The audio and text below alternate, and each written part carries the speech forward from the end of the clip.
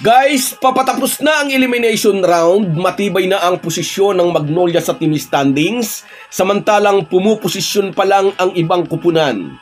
At yung iba naman tanggap na ang kanilang kapalaran na maaga silang pupunta sa Boracay. Mas magiging mainit pa ang mga bakbakan pagpasok sa playoffs.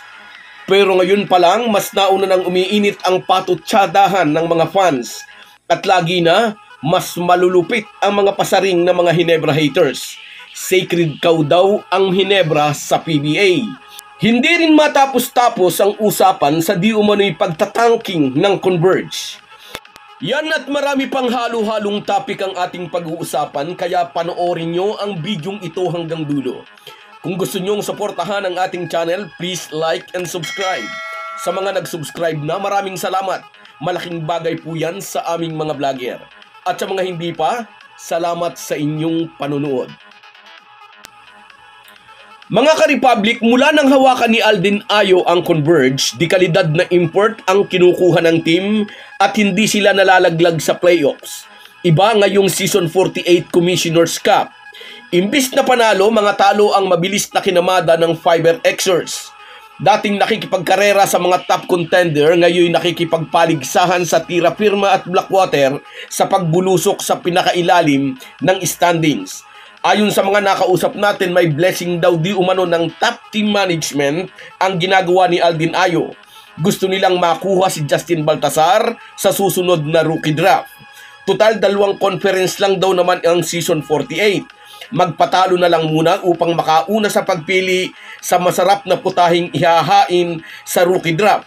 1 step backward, 2 steps forward. Kasi nga raw, kung mapupunta na naman sa Tira Firma o kaya sa Blackwater ang first pick, ay nako, ang Hinebra, Utok and Tex na naman daw ang makikinabang. Nilalayasan kasi ng magagaling na player ang Converge. Una, si Maverick Ahanmisi na pumunta sa Hinebra. Sumunod si Jeron Teng na pumunta naman sa SMB. Nagtataka ang team manager na si Jacob Lau bakit daw hindi nila mapapirma ay pareho namang max salary ang kanilang offer. Sa isyong ito'y mainit na agad ang mga netizens. Kasalanan daw ni Al Francis Chua, kasalanan daw ng SMC teams kasi malaki raw ang mga bonuses sa mga team ng SMC Black kaya sa kanila nagpupuntahan ang magagaling na player. May mga under the table daw, hindi raw sumusunod sa salary cap rule. Kung ano-ano pa. Napansin ko lang kapag SMC teams ang nakaharbat ng mahusay na player na tumalon mula sa ibang team, napakaingay ng mga buzzers. Hindi naman sila ganyan kaingay kapag ang MVP teams ang nakakuha ng isang star player. Para bang mas malaki ang issue kapag si Al Francis Chua ang nakapagsarado ng isang deal. Parang malaking krimen ang nagagawa ng Barangay Hinebra kapag nakakuha ng magaling na player. Pero ang nakapagtataka kapag ang Tok and Tex ang nakakuha ng star player, bakit walang nambabas? Ibig bang sabihin itong mga fans ng Hinebra ay hindi pikon na okay lang sa kanila na humusay ang ibang team? Pero pag ang Hinebra ang naka-corner ng star player ay naku po, sangkaterba ang nag-iingay sa social media. Kung sa bagay, hindi lang naman ang mga fans ng Tok and Tex ang maingay sa mga comment section ng mga sports blog. Dahil nangungulelat ngayon ang TNT, humahanap sila ng ibang maibibintang upang i-justify ang pagsemplang ng paborito nilang team.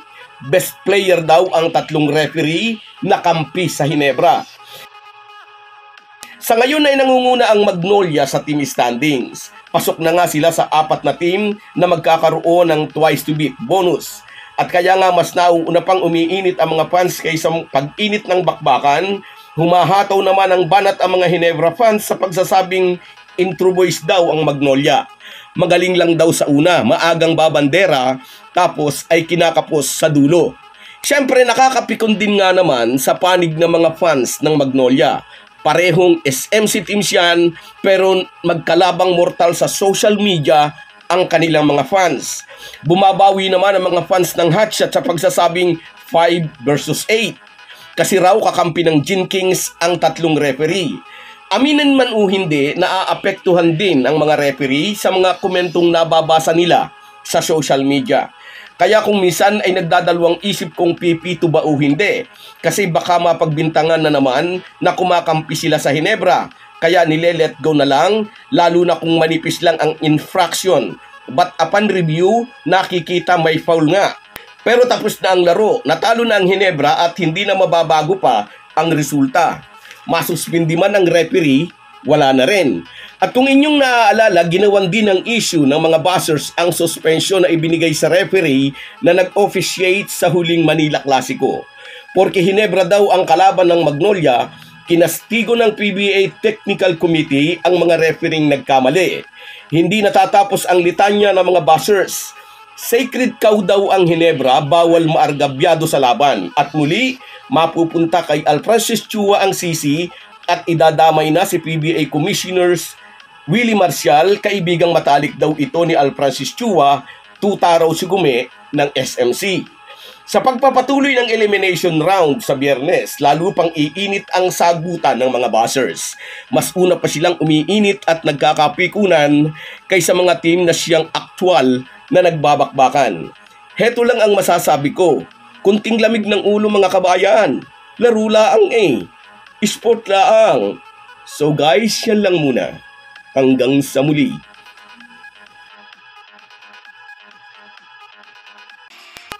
Bago tayo magpaalam, may imekos-mekos na natin ang ating shoutout. Shoutout kina Cecilio Tenorio, George Batung, namis kita brother, Kats Aquino Docusing, Marcelo Trambulo, Papa Kiko, Rosemary Juan, Scout Ranger, Loribens Vlog,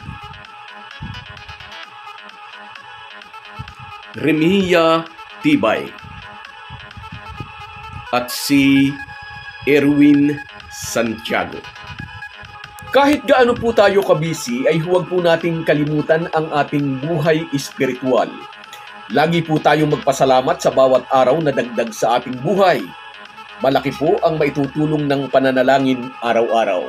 Isang paalala po mula sa inyong Halo Halo Sports Republic.